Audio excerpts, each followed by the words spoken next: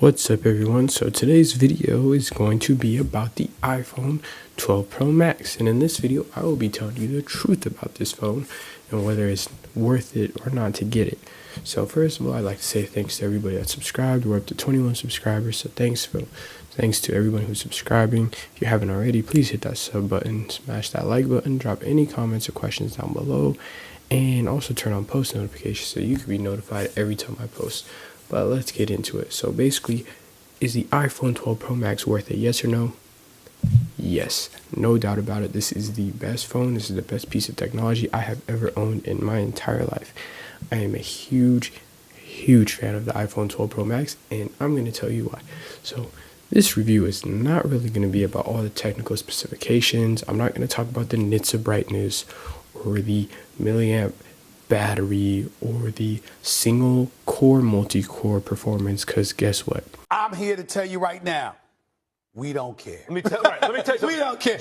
Most normal people don't care about that stuff. What we care about is the battery life, the speed, whether this processes smoothly, the display, the size, the form factor, the body, how it looks. That's what we care about. That's what I care about. So that's what I'm going to be getting into in this video. So first of all, the battery life on this thing, absolutely amazing. I kid you not, I do not charge this phone. I charge this maybe once every 2 days, if that. I never charge every day. I don't need to. The battery life's amazing. It'll last a full day of heavy use, no problem. And oftentimes even 2 days, or at least a day and a half. So you definitely don't need to charge this phone every day. And you never have to charge to full. I probably charge to about half, 80% when I do charge it. And another great thing that pairs with this amazing battery life that lasts most of the time up to 2 days is this fast charger. When you get this fast charger and this combined, you're set. Like, you can charge really fast with that thing. You can get on eBay for like 12 bucks, Amazon for like 25 bucks.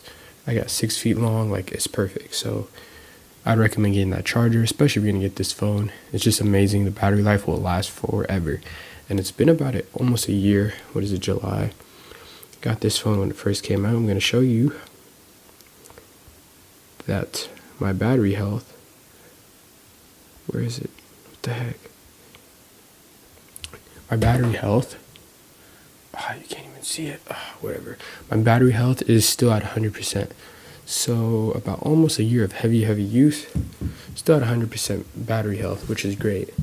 So yeah, honestly, I think this phone is worth it just off the battery life alone. Like, if you have anything under the 11, so if you have the 11, it's probably not worth it because it has great battery life and everything too. And it's only a generation older. But if you have anything below the 11, I highly recommend this phone just off the battery life. But let's also get into the speed. The speed of this phone is absolutely amazing. It's lightning fast.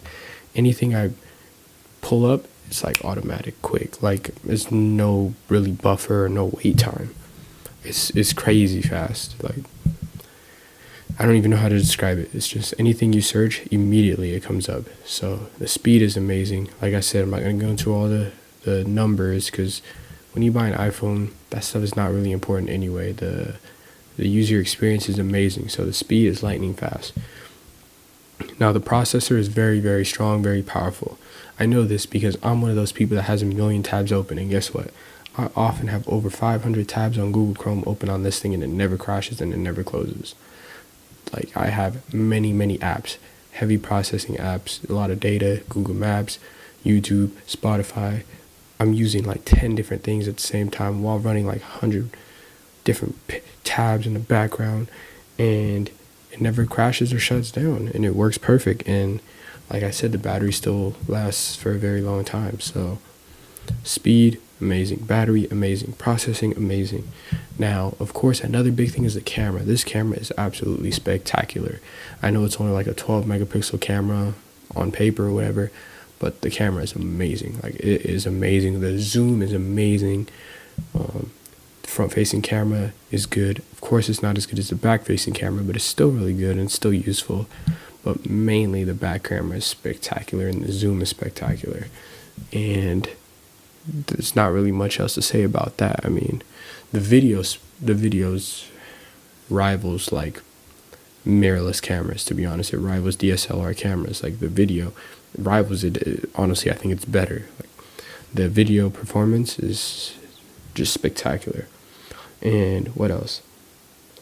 The display, the screen display is crystal clear. It's amazing. The brightness is awesome. Like I can always see it.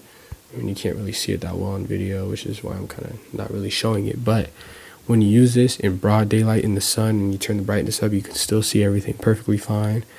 It's not hard to see. You don't have to like, do any of that. You can see it at night, in the middle of the day, in broad daylight, anything. The screen brightness is amazing. Honestly, most of the time I have to turn it down because it's too bright. The speakers are so good on this thing. It is so loud.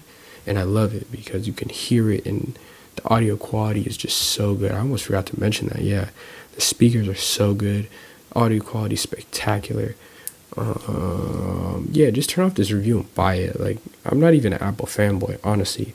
I had the iPhone 6s for the longest time because I'm not the person that upgrades and everything, but it's time. It was time, and I like this phone because I thought it was going to be great, and it exceeded my expectations, and I already had really high expectations for this phone. Another thing I'll say is the size. So a lot of people, when they get the 12 Pro Max, were worried that it was going to be too big. I was worried that it was going to be too big, but I was totally wrong. It's not too big at all. I don't even have big hands at all. Like, I don't have giant hands, and it's not too big. I don't drop it. It doesn't really fall out of my pocket that often. I would recommend getting a case and a Flow Lab screen protector.